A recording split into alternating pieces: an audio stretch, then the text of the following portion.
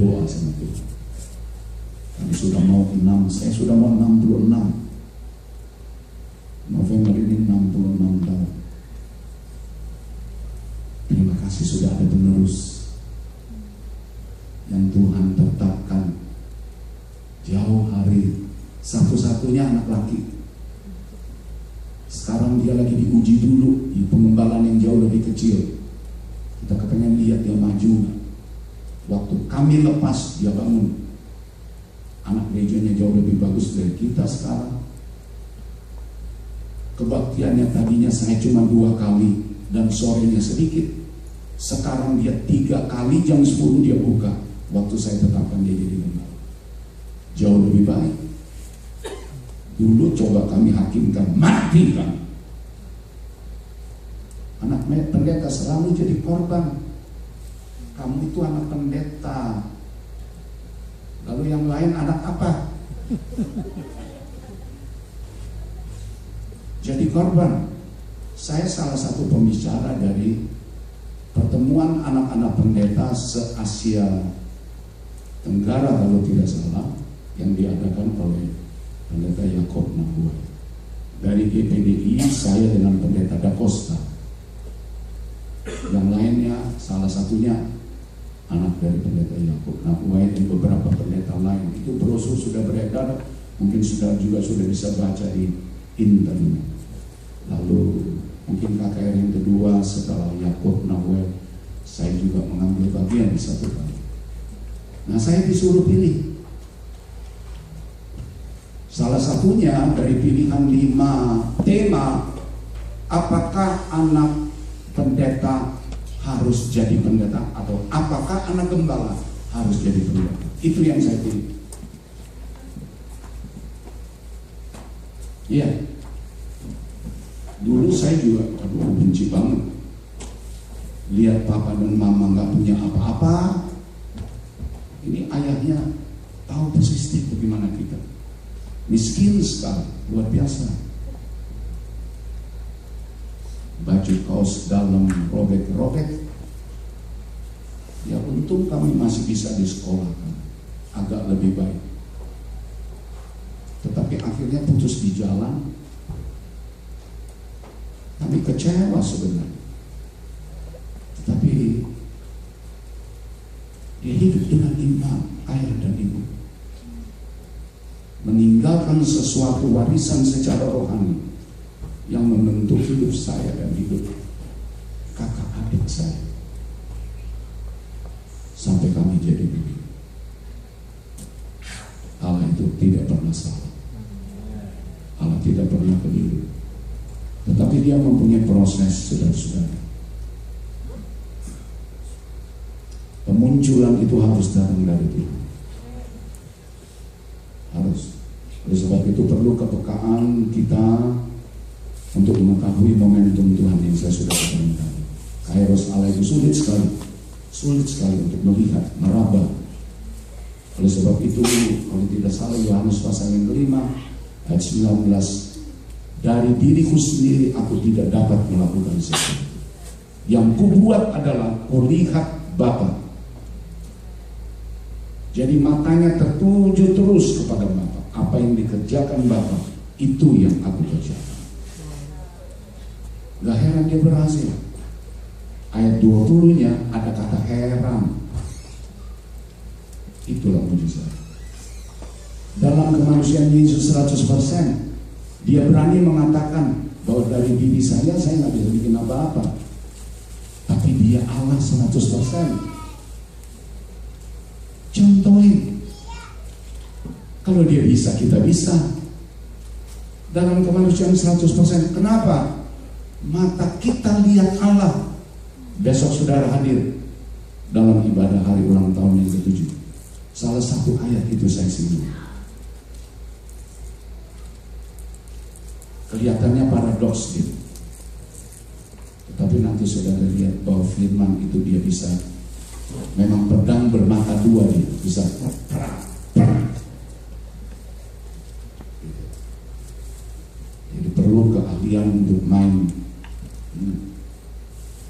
Saya dulu jago karate, saudara. cuma penakut. Jadi tidak pernah berkelahi, begitu dikejar lari. Keluaran 12 ayat 5 dan 6. Ini contoh. Karena kalau lihat Yusuf, kita ingat Yesus. Itu pasti. Kalau hamba Tuhan sudah tahu dia akan lari kemana ini.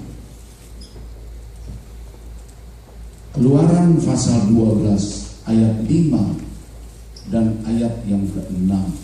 Firman Allah berkata begini. Lalu turunlah Tuhan. 12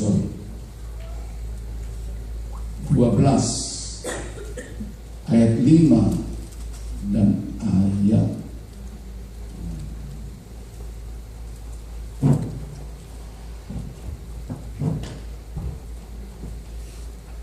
5 dan 6.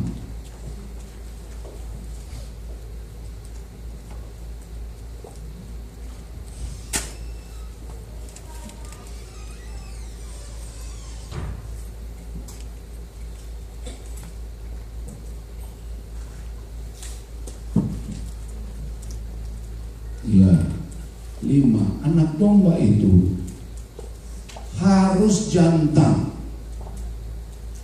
tidak bercela, berumur setahun. Kamu boleh ambil domba atau kambing. Kamu harus, perhatikan, mengurungnya. Ini ketentuan ilahi yang unik.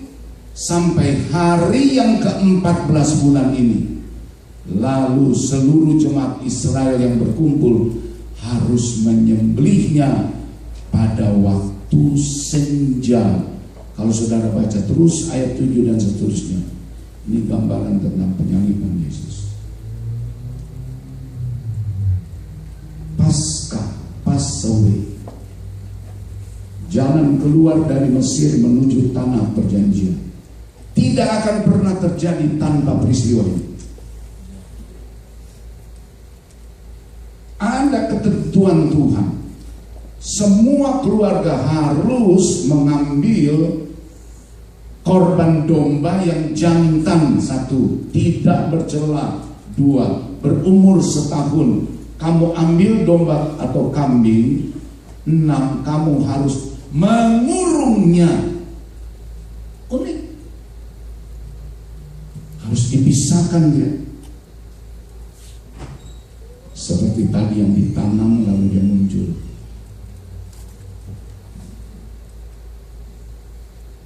Itu cara Tuhan yang sangat rohani dan menarik hati saya untuk tolong dipikirkan dalam hidup kekristenan. Harus jantan. Saya ingat waktu generasi penerus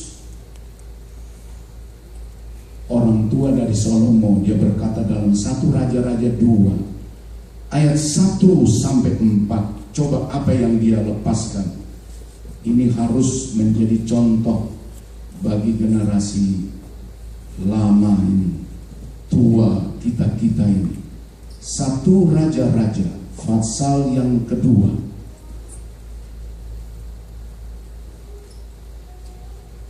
ayat yang ke-1 sampai ayat yang ke-4. Ketika saat kematian Daud mendekat, ia berpesan kepada Salomo. Maaf tadi saya menyebutnya keliru. Ini Daud kepada Salomo, aku ini akan menempuh jalan segala yang fana, maka kuatkanlah hatimu, berlakulah seperti laki-laki, lakukanlah kewajibanmu dengan setia terhadap Tuhan Allahmu, dengan hidup menurut jalan yang ditunjukkannya, dan dengan tetap mengikuti segala ketetapan, perintah, peraturan, dan ketentuannya, seperti yang tertulis dalam hukum Musa, supaya engkau, menarik ini, beruntung. Haleluya. Segala yang kau lakukan dan dalam segala yang kau tuju itu beruntung. dan supaya Tuhan menepati janji yang diucapkannya tentang aku, yakni jika anakmu laki-laki tetap hidup di hadapanku dengan setia, dengan segenap hati, dan dengan segenap jiwa. Ini bukan janji sembarangan ini. Maka keturunanmu takkan terputus dari takhta kerajaan Israel. Saya senang sudah. Anak-anak pendeta yang kalau di Beji disebut anak-anak Lewi, itu dikumpulin nanti tanggal 1, tanggal 30, tanggal 1, 2 Juli. Jadi saya masih sempat pulang dari sini, istirahat sedikit untuk mengambil waktu melayani anak-anak yang sepanggilan, sependeritaan, seperasaan. Keturunan itu tidak bisa dibatalkan sejauh mereka patuh. Dan ini pesan dari ayat. Jadilah laki-laki, jangan banci.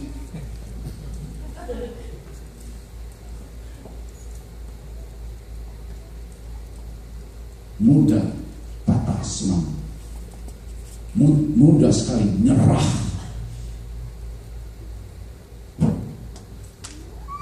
Ya beruntung saya punya istri anak tentara, saudara. Tentara dulu ya, bukan tentara sekarang.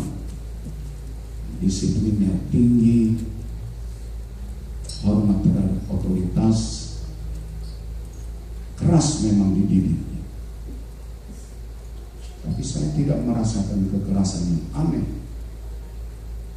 karena mereka hidup berpindah dari Kalimantan ke Jawa Barat untuk mengejar Kartosuwiryo.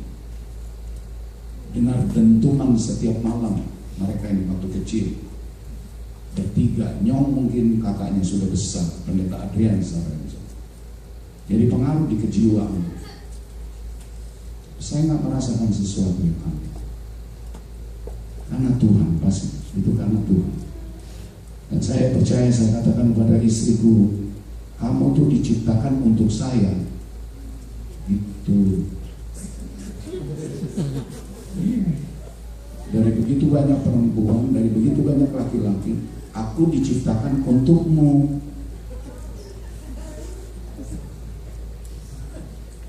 Sebelum tidur atau bangun tidur, itu selalu saya ucapkan, Mbak, I love you. Aku sayang.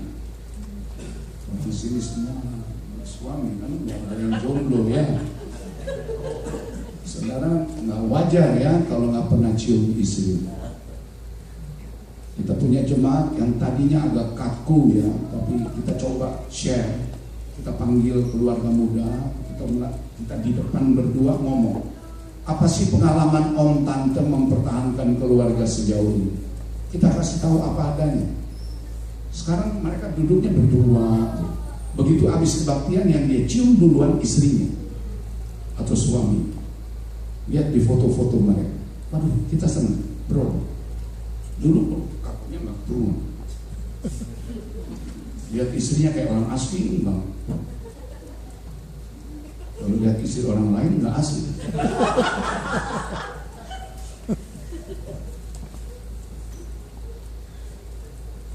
Haleluya. Karena di situ ada perkataan dia harus kudus. Cinta kita kudus, suci. Kenapa sudah? Karena Tuhan merasa perlu orang-orang tersendiri, orang-orang khusus ini disimpan. Ada masa penyimpanan beratnya. Saya dipisahkan dari MT. Mungkin saudara ketawain, tapi saat itu saya rasa penderitaan yang paling